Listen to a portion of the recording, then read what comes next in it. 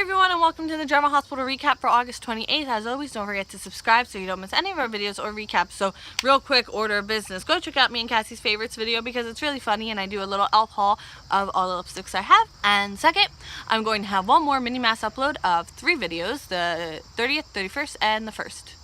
And then we are all caught up, and starting next week we will be on a daily basis. So at Perks, Lucy and Sunny are meeting. It's a business meeting. She found a buyer for Pizzulo's who is actually, I feel like she found a lot of buyers that are all above asking price, and he's not super enthusiastic. He spots Jason and wants to talk to him about business. He may be taking a crucial step tomorrow, and if this step happens, then he is pretty much retired. There's just logistics to deal with afterwards.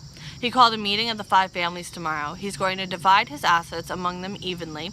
His family and anyone close to him is off limits, and if that's violated, then he'll leave retirement. Jason asks if he's going to the meeting alone, and he says he's got it covered. Don't worry about it. At Sam's place, Kristina is trying to get Sam to go out with her, and Sam tells her to go out and make new friends. Like, you got this. Alexis is at the door. Kristina heads out. She makes a call and asks this person if they're free tonight. I was told in drama class, don't do this, because that's not a phone. This is a phone. Alexis came to see Sam. She needs to talk about Julian. She tells her everything, pretty much how he fell on his sword, this, that, and the other thing.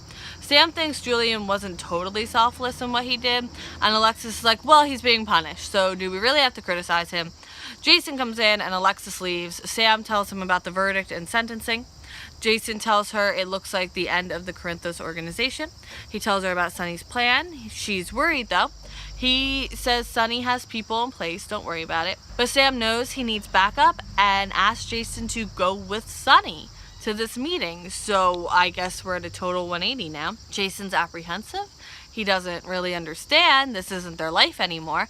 And she says this needs to be done to protect this new life. Like, you need to be there to show a united front. At Ava's, Griffin feels he's really gone against his principles, pushing that cameraman, and he thinks he should turn himself in. And Ava's like, no, you're fine. He's not going to do anything. But Griffin, he doesn't want bad press for the hospital. If the reporter does come for him, then she'll have the lawsuit filed immediately. He has nothing to worry about. Griffin is still super bothered, more with the fact that he would do it all over again. She didn't deserve to be treated like that. She is getting comfortable enough to start joking about her condition, and he thinks that she's testing him to drive him away. He won't be scared away though. He sees her as a survivor. She's a complicated human being. He wants to be her friend. He cares about her. He doesn't feel pity, he feels compassion. It makes her feel weak though, and he says, no, that just makes you human. And then Ava kind of slips and mentions like Valentine offering something. So I said it in the last video and I'll say it again. I don't feel like Ava deserves a person like Griffin in her life. I know, it's Griffin's choice and it reflects more of what kind of person he is. Maybe he just sees Julian as like such this bad guy because he killed his father that he almost sees Ava as like, as long as Ava didn't kill his father, so she's the better Jerome. Like, I don't know. It all feels really weird to me. At Elizabeth's place, Franco starts moving in. Jake drops a box and falls, and then they give him another box to bring upstairs. And I was like, did you not just see the kid fall? It seems like this will work out really nicely though. Jake pulls out the painting that Liz pointed out before of the 2 boys. He wants to put it up in the house. He thinks it'll look really nice. But apparently I wasn't supposed to be here. Jake is like, well then I'll buy it. And they go, oh no, it's not that like it's being sold. It's that it's not, it's not for sale. Jake thinks it'll be perfect for the house because it's about brothers and like writing on the wall. It's in bright red now. Jake has some really good art insight. He really takes after Elizabeth when it comes to that, and maybe in the future we'll see him in a more artsy capacity like once he's an adult. Art is in the hands of the audience regardless of the intent of the artist. Franco tells Jake his intent behind the painting, the imaginary friend story. Liz cuts the night short. It's time for bed. Jake wants to ask Franco one more thing. He asks if he wishes his imaginary friend was still around, and Franco says no because he has real friends now, which is just super insulting. I'm just kidding. At the Metro Court, Carly sees Scott at the bar, and Scott tells her Julian got 15 to 20 years in Pentonville. Carly's gonna comp Scott and Lucy's dinner because she is just so elated. And Lucy had come in, by the way. Like, they did not come in together, but Lucy's there.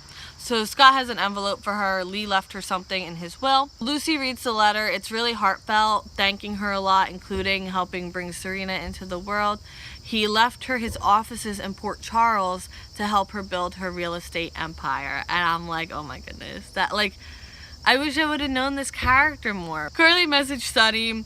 He shows up. She tells him about Julian's sentencing. Sonny's not all about celebrating right at the second, because I think in the back of his mind, like, he's more conscious of Alexis than Carly is. Alexis is also there. She called someone, maybe Diane, and Alexis comes over and is like, what are you celebrating? Now's not the time, but Sonny is sorry for any pain she's going through. At the floating rib, Valerie went with Kristina, and Kristina will treat because she feels like she dragged her out. And apparently, because Valerie's looking around and the floating rib's customer base seems to be a lot more one-sided than usual, apparently it's lesbian night at the floating rib. Kristina wanted a wing woman. She's sorry she didn't tell Valerie, but Valerie's like, hey, I get to enjoy my drink in peace and without any guys hitting on me. Like, I'm good. If y'all have me and not worry about a straight girl crashing the party, then I'm good. Valerie's keeping her eyes out and spots Parker. Of course Parker's there. And Parker starts coming over, and Kristina's like, oh my goodness, that's my ex.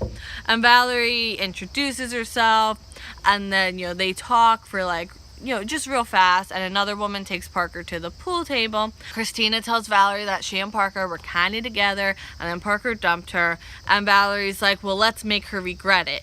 Gets up and like kisses Kristina super passionately, and I was like, okay, can we take a second to appreciate now Valerie has kissed 2 out of 5 Corinthos kids? Like, I'm just saying, I love it. I honestly like Valerie like 30% more because of this, to be quite honest with you, because I just find it, like, I think she's a really great friend of Kristina, and I would love to see that friendship flourish. And Parker looks up at them, so it worked. And now end scene. Parker seems really bothered. Valerie says, well, it seems like Parker still has feelings for you. Griffin gets a text, and Ava lets her mind wander about them again. Jason calls Sonny and tells him he'll go with him tomorrow at the meeting.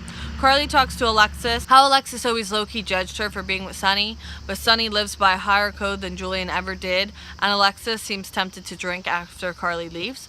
Franco seems really bothered by talking about his imaginary friend, and he finds an envelope. It's open, it's kind of under the couch, so I think it fell out of the box that Jake had dropped. He opens it, and it's a picture of a little boy, and then a picture of 2 little boys, and like, Sam asks Jason to promise her everything will be okay. Well, I've watched the next episode, so I know the answer to that. But I'll give you the answer to that right now. Let's get right to it. I'll see you in 2 seconds. Alright, bye.